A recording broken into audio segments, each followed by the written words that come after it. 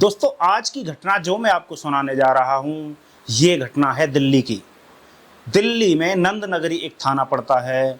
नंद नगरी के एक थाने में एक 60 वर्षीय बुजुर्ग महिला की लाश मिलती है, जो बेड में बंद होती है। उस लाश की पुलिस हकीकत सामने लेकर आती है। उस कत्ल की पुलिस हकीकत जब सामने लेकर आती है तो वाकई में घटना बेहद ही हैरान करने वाली होती है। दरअसल घटना की शुरुआत होती है उत्तर प्रदेश से। उत्तर प्रदेश का एक जिला है अलीगढ़। यहाँ का रहने वाला एक लड़का था राहुल। दोस्तों राहुल यहाँ पे अपने माँ बाप का अकेला लड़का था और 2015 में 12वीं पास करने के बाद अलीगढ़ से दिल्ली आ जाता है। दोस्तों ये राहुल जब दिल्ली आ जाता है तो यहाँ पे एक छोटा सा अपना पैकिंग का कारोबार शुरू करता है। दोस्तों ये 2015 में आया था। एक जगह मकान किराए पे लेता है और छोटा सा व्यवसाय अपना पैकिंग का शुरू कर देता है। दोस्तों इसका काम ठीक ठाक चल निकलता है, पैसे भी आ रहे थे। दोस्तों साल दर साल इसका काम बढ़ता जा रहा था।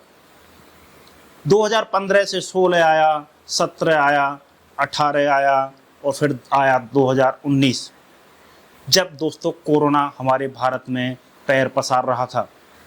दोस्तों कोरोना के दौरान ऐसा कोई भी बिजनेसमैन नहीं था जिसका बिजनेस में घाटा ना गया हो, नुकसान ना हुआ हो। दोस्तों बहुत सारे बिजनेस तो कोविड के दौरान बंद हो चुके थे। दोस्तों कोरोना टाइम में सारे व्यापारी परेशान थे क्योंकि पूरे इंडिया में लॉकडाउन था, कोई भी बाहर निकल नहीं सकता था, सिर्फ राशन और सब्जियां लेने के अलावा। तो दोस्तों ऐसे में राहुल कहाँ से अछूता रहता। राहुल का भी व्यवसाय धीरे धीरे बंद होने की कगार पर आ गया और फिर आखिर में बंद हो गया। दोस्तों अब उसके पास पैसे नहीं बचे थे क्योंकि उसका कारोबार ज़्यादा बड़ा नहीं था, छोटा ही था। तो उसके पास पैसे ख़त्म हो चुके थे। अब दोस्तों 2020 आ जाता है और 2020 के बाद 2021 आ जाता है। दोस्तों दिल्ली के नंद नगरी में ये आता है, एक 60 वर्षीय महिला रहती है वहाँ पे एक मकान में। उस महिला से किराए पे कमरा देखने के लिए वो वहाँ पर आता है। वो बुढ़िया रह रही थी उस नंद नगरी में। उसके पास 3-4 कमरे थे जिन्हें वो किराए पे उठा देती थी, बाकी एक कमरे में वो खुद रहती थी। वहाँ से थोड़ी सी दूर पर उस बुढ़िया की लड़की भी रहती थी। दोस्तों उसकी लड़की जो कि हर्ष विहार कॉलोनी में रहती थी, उसकी शादी वहीं उस बुढ़िया ने की थी। वो अक्सर अपनी लड़की के पास आया जाया करती थी। इसी बीच वो लड़का दोस्तों उस 60 वर्षीय महिला के पास, जिसका नाम था आशा देवी, उनके पास आता है और बोलता है दादी हमें एक कमरा चाहिए। दादी कहती है कि ठीक है तुम कमरा ले लो, ऊपर एक कमरा है। दोस्तों राहुल की उम्र 31 साल थी, उसको वो बुढ़िया कमरा दे देती है। दोस्तों अब राहुल उस किराए के कमरे में रहने लगता है। धीरे धीरे राहुल और उस बुढ़िया की नज़दीकियां बढ़ने लगती हैं। वो आपस में बात करने लगते हैं, एक दूसरे के कमरे पर भी आना जाना शुरू कर देते हैं। और दोस्तों धीरे धीरे यही दोस्ती उनकी आगे भी बढ़ती है। ऐसे करके आ जाता है 2022। दोस्तों ये जो इनकी नज़दीकियां इस तरह बढ़ रही थी कि अब ये दोनों आपस में शारीरिक संबंध भी बनाने लगे थे। दोस्तों बुढ़िया 60 साल की थी, राहुल 31 साल का था। इन दोनों के बीच में शारीरिक संबंध बन रहे थे जो कि कहीं तक उचित नहीं थे। दोस्तों अब जो ये आशा थी वह राहुल का किराया तक नहीं ले रही थी, इसके रूम का, इसका किराया भी फ्री कर दिया था। अब दोस्तों ये एक दूसरे के साथ रहने लगते हैं। साथ ही रहने का मतलब नीचे मालकिन रहती थी, ऊपर किराएदार। जब भी इनको मौका मिलता था तब ये एक दूसरे के कमरे में एक दूसरे के साथ में टाइम स्पेंड करने लगते हैं। दोस्तों 2022 के आखिरी दिसंबर में उसी 60 वर्षीय महिला के पास एक लड़की आती है कमरा किराए पर लेने के लिए। वो उससे कहती है कि दादी हमें कमरा किराए पर चाहिए। वो बुढ़िया उस लड़की को भी किराए पर कमरा दे देती है। उस लड़की की उम्र भी 30-31 साल थी। वो लड़की भी वहाँ पर रहने लगती है। एक दिन दोस्तों राहुल और वो लड़की छत पर घूम रहे थे। आपस में वो बातें करते हैं। धीरे धीरे उनमें आपस में जान पहचान होने लगती है। फिर एक दूसरे का नंबर शेयर करते हैं, फिर चैट पे और कॉल पर बातें करने लगते हैं। दोस्तों वो लड़की उससे कहती है कि आप करते क्या हो। दोस्तों राहुल जो है बहुत शातिर किस्म का था। वो बोलता है कि मैं सीबीआई में ऑफिसर हूँ, लेकिन मैं यहाँ पे किसी मिशन पे आया हुआ हूँ, तो मेरी किसी को बताना मत, क्योंकि ये बातें खुल गई तो मेरा राज खुल जाएगा। वो लड़की दोस्तों बहुत खुश होती है, उससे कहती है अच्छा तुम तो गवर्नमेंट ऑफिसर हो, तो मेरे भाई की भी नौकरी लगवा देना। दोस्तों वो कहता है बिल्कुल, जब वैकेंसी निकलेंगी तो मैं आपके भाई की नौकरी ज़रूर लगवा दूंगा। दोस्तों इन दोनों में इतनी नज़दीकियाँ बढ़ जाती हैं कि फिर ये बाहर घूमने फिरने लगते हैं और ये बिस्तर तक पहुंच जाती है इनकी नज़दीकियाँ।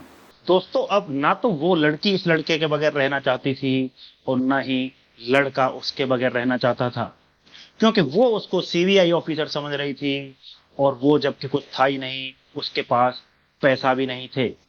दोस्तों तभी वो लड़का अपने घर पे अपने पापा के पास फोन करता है, पापा मैं पढ़ाई करने के लिए जर्मनी जा रहा हूँ, मुझे कुछ पैसों की जरूरत है।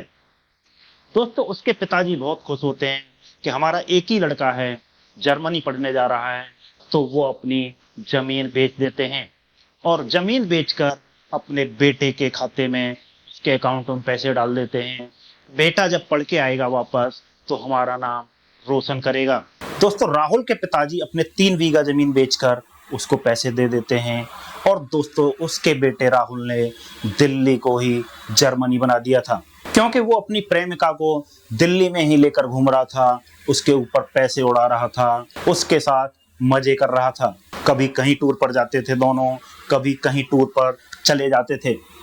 दोस्तों इनमें इस कदर प्यार बढ़ गया, इन्होंने फिर सोचा कि क्यों ना हम शादी कर लें। दोस्तों उधर उस बुढ़िया को, 60 वर्ष की जो बुढ़िया थी, उसको इन दोनों के संबंधों के बारे में बिल्कुल भी नहीं मालूम था। काफी टाइम ऐसे ही गुजर जाता है।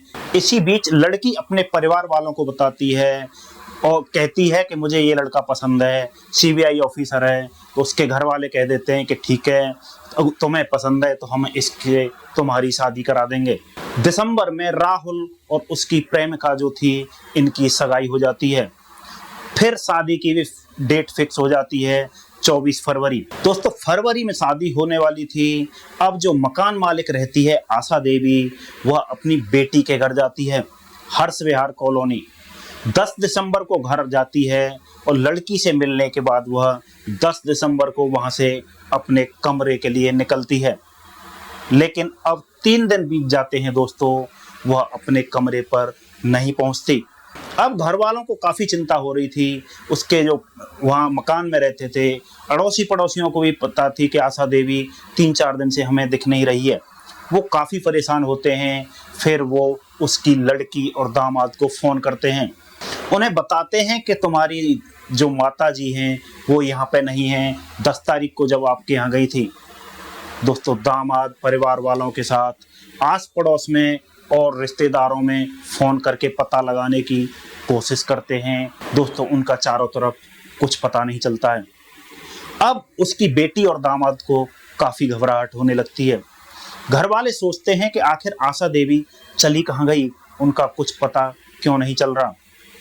वो काफ़ी परेशान होते हैं। फिर आता है दोस्तों 13 दिसंबर 2023, सुबह 11 बजे थे, दामाद थाने पहुंचता है। नंद नगरी थाने में जाने के बाद वो अपने सास की गुमशुदगी की रिपोर्ट दर्ज कराता है और वहां बताता है, साहब हमारी सास 10 तारीख को हमारे हर्ष विहार कॉलोनी घर पर आई थी, वहां से निकलने के बाद वापस वो अपने घर नहीं पहुंची और आज उनको 3 दिन हो चुके हैं।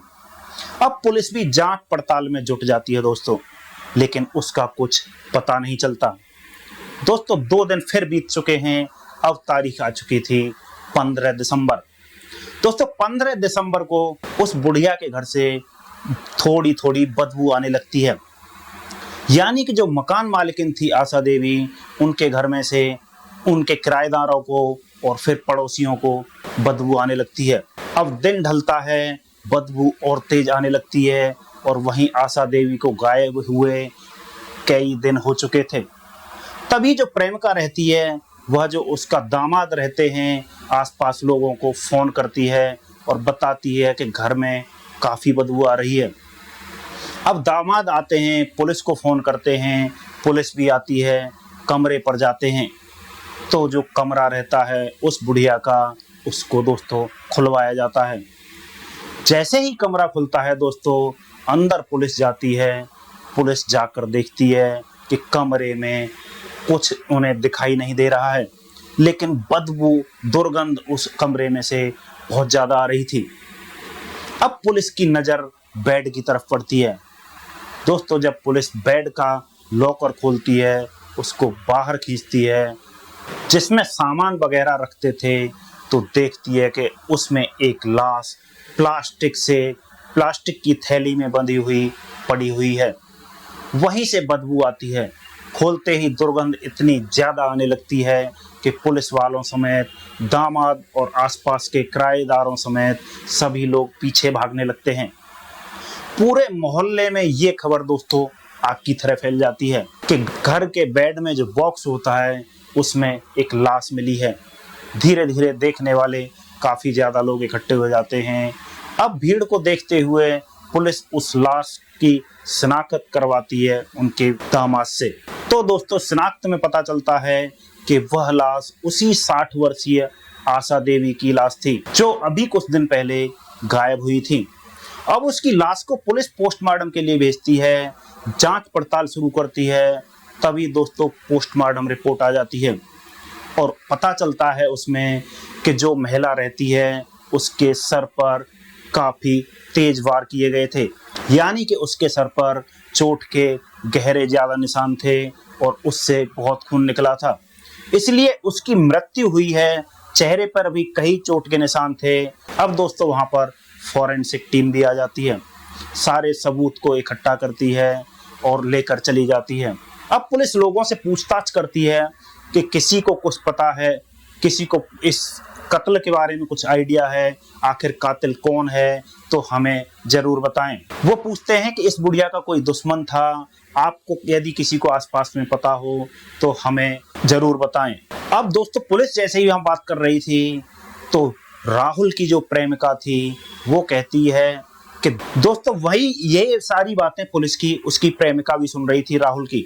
वो कहती है कि राहुल भी 10 तारीख से गायब है और वो अभी तक यहाँ नहीं आया है। वो कहती है कि मेरी राहुल से शादी होने वाली थी लेकिन उसका अब फोन भी स्विच ऑफ आ रहा है। दोस्तों पुलिस शक की बुनियाद पर राहुल की लोकेशन ट्रेस करती है, उसके बारे में पता लगाती है। पता लगाने के बाद, तकनीकी मदद लेने के बाद अब पुलिस दोस्तों उसके गांव उत्तर प्रदेश के अलीगढ़ जिले में पहुंचती है। जैसे ही पुलिस पहुंचती है वहां सामने राहुल घर पर ही दोस्तों मिल जाता है। पुलिस को देखकर राहुल वहां से भागने लगता है, लेकिन पुलिस राहुल को पकड़ लेती है और पकड़कर नंदनगरी थाना ले आती है।